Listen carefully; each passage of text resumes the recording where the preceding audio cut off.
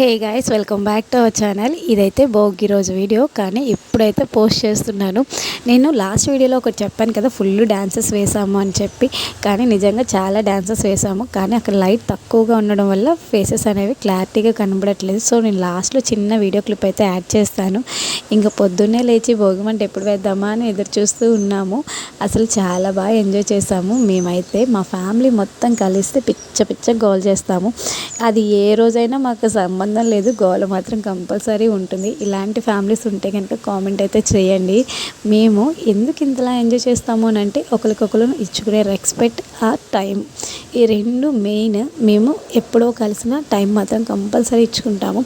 ఆ రోజు మొత్తం అన్నీ బంద్. ఏదైనా ఎంత జాబ్ అయినా సెలవు పెట్టుకొని ఇంట్లో ఫ్యామిలీ టైం అనేది ఇచ్చుకోవాలి. అలా ఇచ్చుకుంటేనే మన రిలేషన్స్ అనేవి గట్టిగా ఉంటాయి అనేది మేము బిలీవ్ చేస్తాము.